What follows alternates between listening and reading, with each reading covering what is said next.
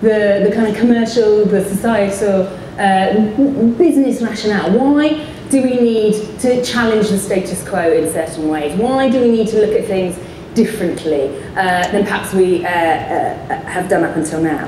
And the second thing that we will do is really share some practical examples of how organisations have created change, have created more diverse and inclusive workplaces.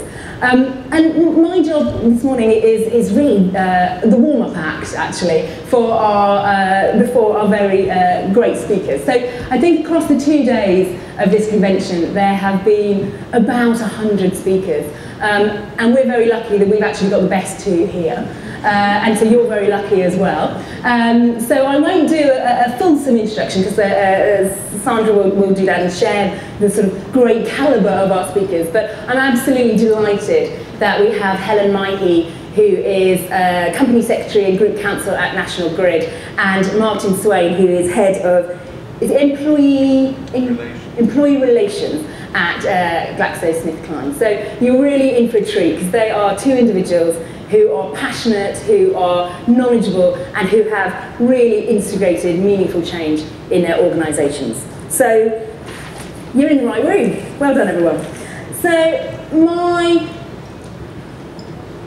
first job, so I guess I'm going to speak for only 10 minutes and then hand over to our real sort of stars of the day, is to do a little bit of scene setting, a little bit of framing in terms of where we are at the moment, and therefore perhaps where we need to get to. So I'm going to do a little bit of kind of carrot and stick in terms of why this is an issue that really needs to gain more currency and more buy-in. And I guess this bit here is the stick.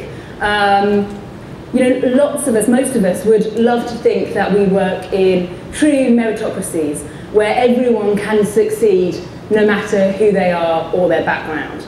I often call it the sort of meritocracy myth or mirage, because when you start to unpick some of the systemic issues and patterns within UK workplaces, there is a slightly different and unnerving picture which becomes clear. So I'm just going to share some of the stats and facts and figures that I find particularly powerful in terms of where we are today in 2012. So the average woman will earn £300,000 less than the average man in her lifetime. Whilst 1 in 4 children in primary schools are from an ethnic minority background, only 1 in 8 in the workforce is from an ethnicity, BME background. And this decreases to 1 in 15 when you look at management roles. So there really is a kind of a leaking pyramid. 50% of all UK graduates are women. We make up 48% of the workforce, but even the stats that were released this week, which have shown quite a significant increase in the number of women on boards, we still only hold about 6.6% of executive positions. If you look at some of the stats that were released last week around youth unemployment, I think it's 56% of young black men between the ages 16 and 24 are out of work.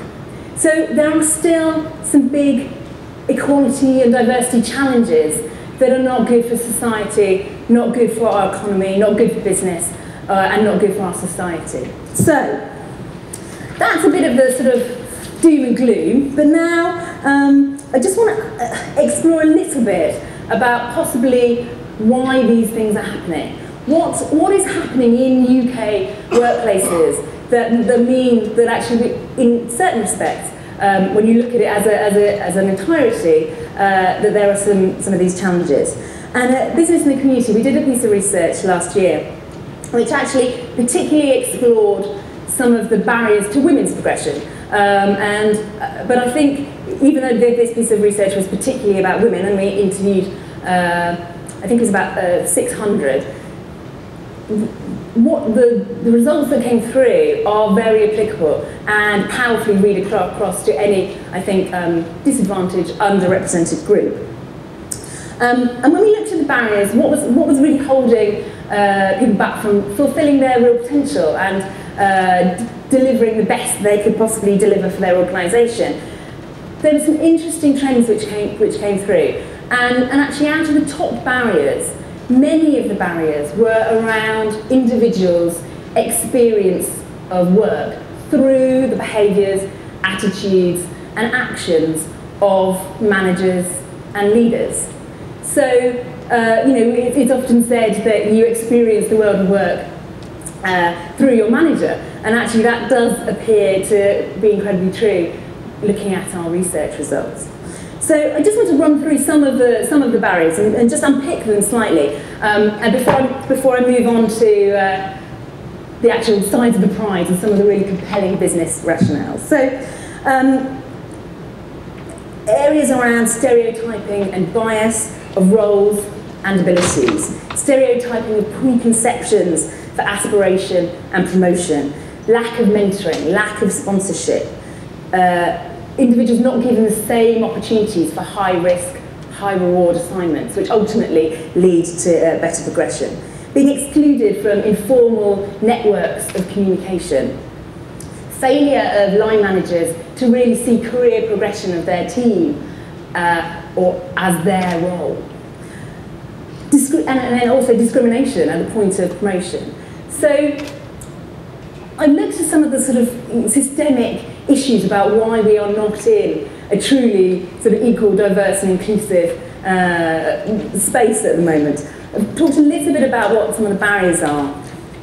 So really, what is the solution? How do we accelerate change? How do we create workplaces where every single individual, no matter who that individual may be, feels empowered to really deliver of their best? Where every individual is able to succeed, to thrive. And we really believe that business and community inclusion is the key. Often diversity, organisations can talk about diversity and what that can do. If you're doing sort of diversity training, it can emphasise difference. It can be about otherness. It can be about someone that isn't me. And actually, if you can move to looking at this in a perspective of inclusion, where actually it's about every single individual, no matter who they are. So looking at it from a kind of individual point of view, then I think we can move the dial a lot quicker and really accelerate the change. And there's a really big reason why we need to do that, which I'm going to just sort of touch on before I hand over to our speakers. So at Business and Community, we did a piece of research last year, which was really the kind of what, why and how of inclusive leadership. So it tried to unpick and understand, and there's some copies on your tables. Why do organisations need to look at inclusion in a different way? Why do we possibly need to consider the way that managers manage and leaders lead from a different perspective? Where are we at the moment, and what are the reasons for changing? It also then looks at, actually, what is an inclusive leader? What are the skills, the competencies, the qualities that actually allow every single person to deliver of their best in the workplace?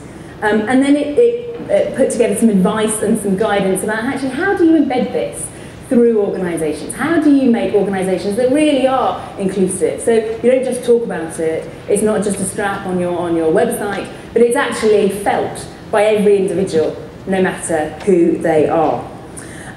So I'm not going to talk a lot about the research, but I'm just going to pick out some of the really, I think, powerful stats about how a different approach to managing and leading can have a very powerful impact on addressing some of the equality challenges that we are here to do at Business and the Community. I guess I should probably start by giving you a sort of start for 10 in terms of what is inclusion, before we get to the end of the presentation and everyone's like, what are you talking about? It's really about an individual's experience within the workplace. It's about how people from different backgrounds and every background, how every one of you feels treated, valued as an individual. Are you motivated? Are you enabled? Are you engaged to absolutely deliver of your best by the organisational experience? So it's through the actions, through the behaviours, through the policies of the people in your organisation. So in the research, we we did a bit of a literature review. We looked at actually what is existing management literature telling us about inclusion. Is it embedded in the way that organisations grow and develop their talent? Is it integral to the way that managers are promoted? Is it an integral competency of the way that people are appointed? And how is it really how does it permeate through the organisation? And what the research really sort of showed us is that too often organisations may talk about inclusion, but they're not actually measuring their people or encouraging their people to be inclusive leaders. So it's sort of by osmosis, an accident, rather than by design. So the research and the examples that are in the document on your desk really show how can you then make that part of your DNA, part of being a good people person within your organisation. So I think there's absolutely no doubt that we are in unprecedented, unparalleled times of change, acceleration and turbulence. Can't even say it, it's too turbulent. And I really strongly believe, and our experience backs that up, that actually getting diverse people into organisations, but not only getting the diverse people in the organisations, making the most of them once they're in the organisation, is a real key to some of the business challenges that are on the landscape at the moment. So the kind of the global markets, fast growing, every organisation now is a global organisation with a global footprint. And actually you need people in your organisation who are able to respond to those challenges. Increasingly diverse customers. So, I talked about in the UK, 1 in 4 children in primary school are from an ethnic minority background. It's 25%. But actually, if you look at some of the challenges that we're facing, we've got a long way to go. I mean, the UK is, I think, ranked 11th in terms of employee engagement, out of a list of 17. So we have got quite a long way to go in terms of getting the absolute best talent in the door, but being productive and engaged whilst they're there. We really strongly advocate the importance of diversity in terms of creativity, innovation, problem solving. Homogenous groups will come up with kind of homogenous decisions. There's some really interesting research from the States that looked at the power of difference, that really explored if you have a group with different experiences, different backgrounds, different genders, all kinds of diversity, so not just one dimension. Actually, they were much better at problem solving, so solving existing problems, but they were also much better at solution spotting and so solving existing problems, but also spotting opportunities. And the research actually proved that diversity can actually trump ability. So a diverse group were better than a homogenous group of absolute experts. So I think that's quite compelling in terms of some of the challenges that we all face on a day-to-day basis. I just wanted to sort of, before I hand over, just talk specifically about managers and leaders and having managers and leaders that are particularly good at inclusion. So I mentioned that we did this research, and there's obviously a lot more richness and data and arguments within it. But what it did is we asked, it was about 800 people to think of a manager that they thought was a good inclusive leader. So we were not prescriptive and said, do they do this? We really got them to say, in your career, when you have worked with an individual that you think has been inclusive, what has been the benefit to you as an individual? And I think these stats are really compelling, given the times that we're working in, doing more with less, all those sorts of things. That 85% felt that when they were managed in that way, they felt more motivated, they felt more loyal, they felt more productive and performed better. And they were much more likely to go the extra mile. And I think in terms of the benefits to progression and the sort of increasing diversity message too, there was some very interesting kind of read across, because over 70% of those asked actually said that when they had a manager or leader that really empowered them as individuals to do their best and to perform, then they were actually more confident, felt more valued, they were more authentic, they were able to be themselves at work, but they actively, the managers actively created career promoting opportunities. So they actually actively opened doors for them. So that sort of brings me to the end of my sort of framing session. So I hope I've left you with a little sort of taster in terms of actually it can be really powerful when it's done well.